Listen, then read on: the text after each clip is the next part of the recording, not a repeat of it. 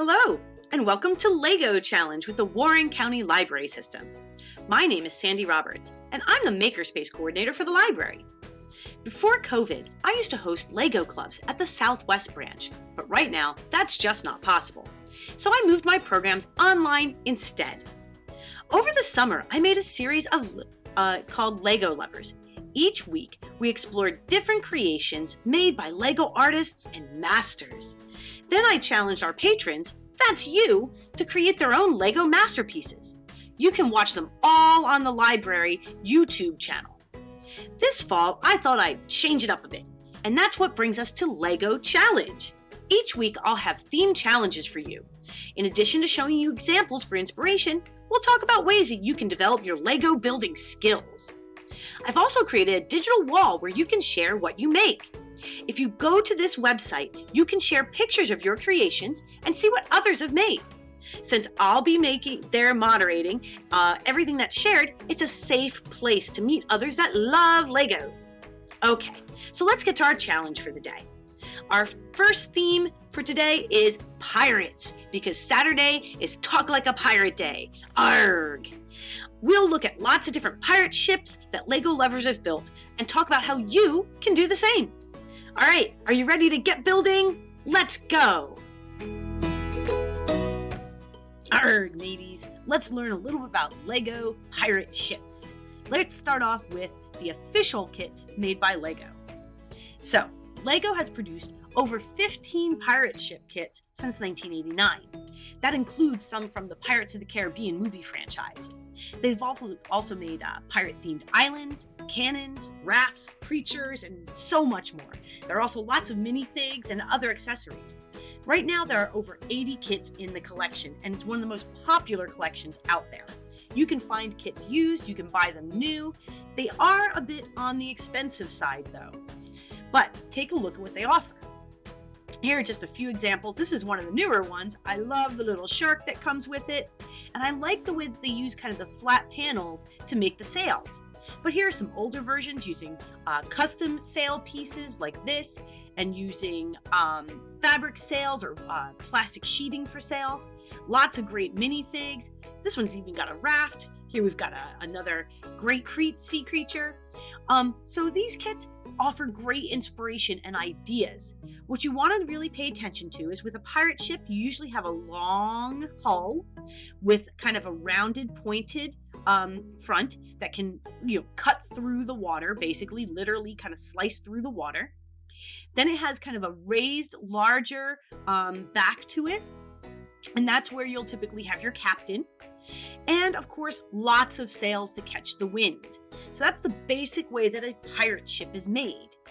But you can create your own. That's where MOCs come in. A MOC in LEGO talk stands for My Own Creation. That means that LEGO enthusiasts, like you, make their own models and then share how to build them. They might even provide step-by-step guides or videos to show you how to recreate what they developed. Some MOCs are pitched to LEGO to become actual kits. You can pitch your own MOC on ideas.lego.com or just cruise over there to get lots of fun ideas. They have so many different creations. Let's take a look. These are three of my favorite crazy pirate ships. This one has an air balloon on it. Makes me think of something that's steampunk. It's all colorful and kind of crazy. It's so creative and wild. This one is actually supposed to be a space pirate ship going over an outside planet. So it's got tank treads instead of floating on water, and kind of these cool Asian-inspired sails. That's a really neat and novel way to think about a pirate ship. It doesn't have to be on the water on Earth. It could be, roving about Mars. This one is pretty crazy too. It's really fun. It's got the crow's nest up here, and then it's got this wild water slide down into the water. Now, that would probably only be fun if there are no sharks in the area, but I'd certainly try it if it was safe. That looks pretty cool. Then there are some people that like to make more historical-based ships. These are actually based on real Caribbean cutters that would have sailed at the time of, the height of the golden age of the pirates.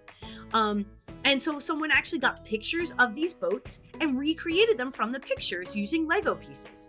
Same with these down here. These are English ships, which would have battled pirates. Again, they went out, they got pictures, paintings, things like that, and used those as a reference to make their Lego creations. This one down here, if you can take a close look, actually has thread as the rigging. The rigging are the ropes that keep your sails trimmed, okay, and let you control all your sails. So they really put a lot of time and effort into figuring out how to do really realistic rigging using Legos. What a challenge.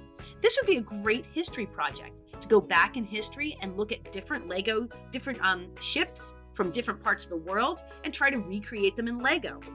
Wouldn't that be a great architecture and STEAM project to study history? Or maybe you could just compare different ships from different places across the world and see how they differed.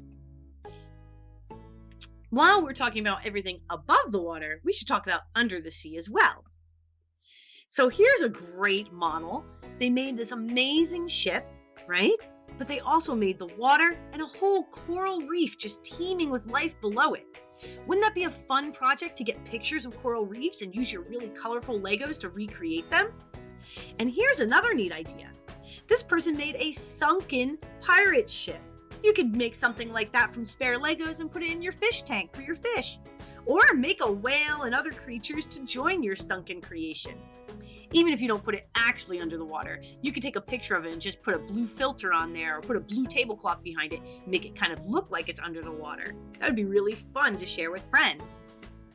Here are some cool sharks. This one's from a kit that Lego sells, so it has special pieces. And this guy's a little lobster friend and some pirate treasure. But you don't need any fancy pieces. Here's from Little Bins for Little Hands. These are just some 2D sharks made out of typical pieces that you can find in any Lego bin. Really, you're paying attention to color and shape and using those offsets to create those fins.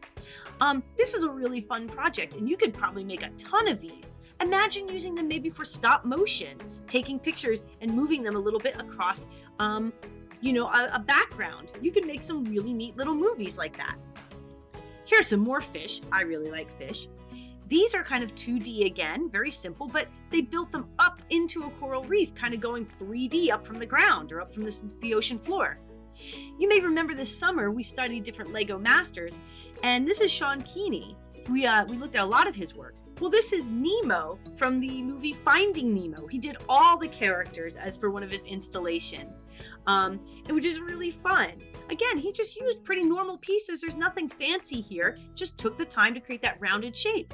You could use the same skills that you developed last week to build things like apples to build a fish shape like Nemo. And then down here, this is a pretty wild deep sea fish. Imagine getting pictures of some of the creatures that live deep in the ocean and recreating them in Lego. What a great biology project that would be.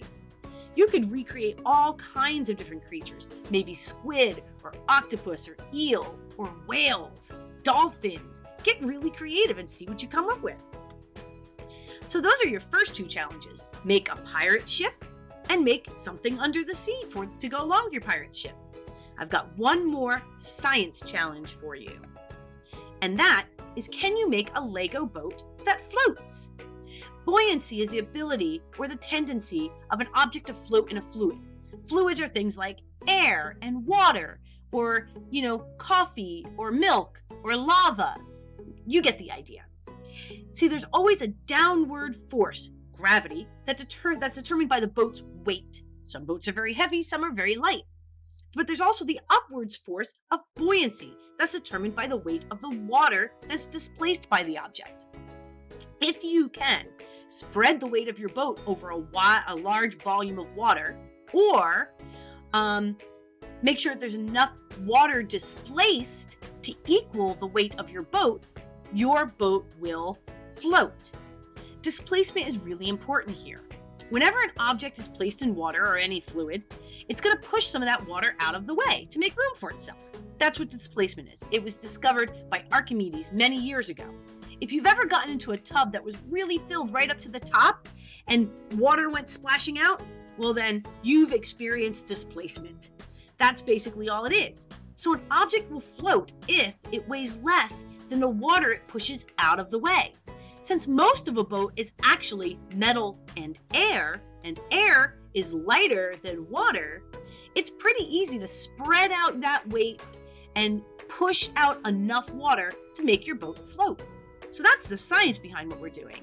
But you can just get to prototyping and building lots of different boats to see what happens. Here are some examples from Frugal Fun for Boys, a really fun website, where they just built lots of different crazy boats to see what would float. And they put their minifigs in there and had a lot of fun.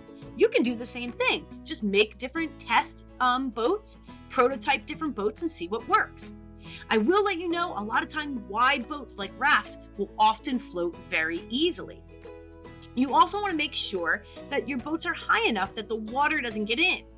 That's what happens if the water replaces the water is heavier than air, and now you're not displacing enough water under the boat to keep it from sinking. Here's another fun challenge. This one is from Lemon Lime Adventures, I think. And what they did is that they used pennies as their treasure, kind of like gold doubloons, right? A pirate wants to figure out how much treasure they can haul in their boat.